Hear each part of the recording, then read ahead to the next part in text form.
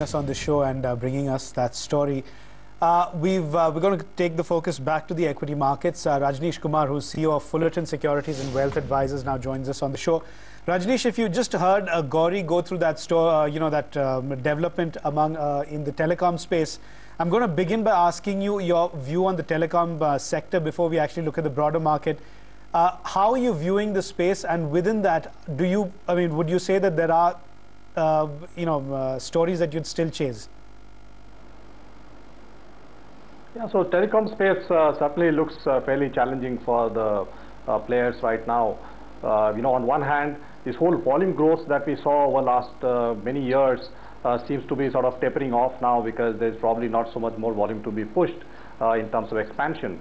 On top of that, the 3G didn't really take off the way it was expected to take off, and considering the kind of money that telecom companies spent around it.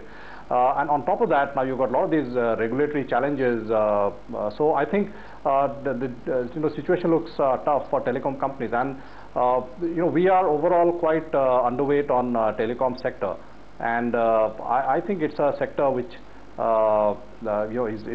going to go through a fairly difficult phase for some time. Amongst all the stocks which are there, probably Idea looks a little better placed in our views, but otherwise the overall sector looks going through a fairly difficult phase. Rajnish, afternoon. Just wanted to ask your perspective on the Tata Motors numbers. Do you think that now the JLR management has guided for a margin improvement on a better sales mix and higher volumes, that the long-term prospects for Tata Motors do look intact, or will there be more concerns? Well, Tata Motors story has largely become a JLR story, going forward, at least for the time being, because the domestic business doesn't seem to be doing too well. And good thing about JLR business is that the volumes have been growing well, and it's basically because of the lower price models that the profitability seems to have taken a hit. But the business there seems to be moving in the right direction. So overall, and considering the fact that JLR contributes such a significant part of overall Tata Motors now, I would have faith in Tata Motors, and probably we are seeing the worst of domestic business of Tata Motors, so things can probably only get better for Tata Motors from here. Right, Rajnish, now if we had to just look at the broader market, if you look at the Nifty, it is back down to a level that it was at the end of last year. Now, at the end of last year, many of you were of the view that you are going to see gains of 15–20% in 2013. Does that view still hold? Would you revisit that view? Right. So I think some of the things which have, which has been unexpected, has been, for example, the kind of downgrading of GDP growth rate that we have seen. Suddenly we are talking about 5% GDP growth against what looked like about 5.5%. Or to 6% in some cases for the coming financial year.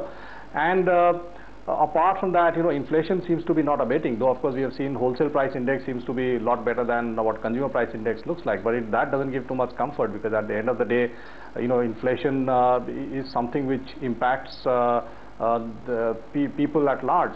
So there are a lot of challenges which have built around the policy making, especially the monetary policy making in the foreseeable future, and a lot hinges on, and of course on top of that, if you look at the corporate results, they have not been very encouraging. So I think a lot of negative factors suddenly pouring in, including the IIP numbers, which suggest that manufacturing seems to have sort of cooled off quite significantly.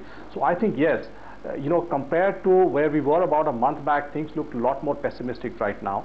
However, I would think a lot depends on what comes out from the government around budget, because a lot of this is because of lack of initiatives around infrastructure. That those bottlenecks, while they've been spoken about, they are still pretty much there.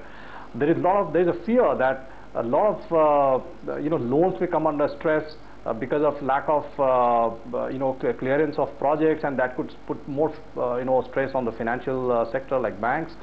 And apart from that, the fact that current account deficit doesn't seem to be going down, if at all, probably there's a fear that it may actually increase further. So what government does to basically take care of fiscal deficit, to take care of current account deficit, is what will determine how the thing goes forward from here.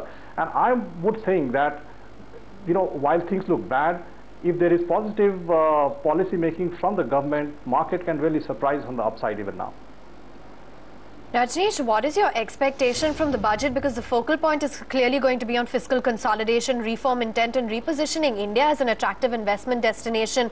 What kind of roadmap and key bills are you expecting to be announced, and what kind of an impact do you believe it will have on the markets? So I think, one of a few of the important things that the government probably needs to do is that, one, it has to show very clear steps on how it's going to bring down fiscal deficit, and fiscal deficit should be brought down by a reduction of subsidies. And I think what government does, and while these days not everything happen in the budget, a lot of things happen before and after the budget as well, but it's the intent that the government shows around, for example, petroleum products, and how much reform it's going to allow, and how much price of diesel and other subsidized petroleum products is going to allow it to go up, will determine to a large extent what happens to the fiscal deficit. It also has a very strong bearing on current account deficit, because if the government allows, for example, petroleum product prices to go up, probably it will also bring down the consumption of, or the growth of consumption of petroleum products to some extent, bringing down current account deficit.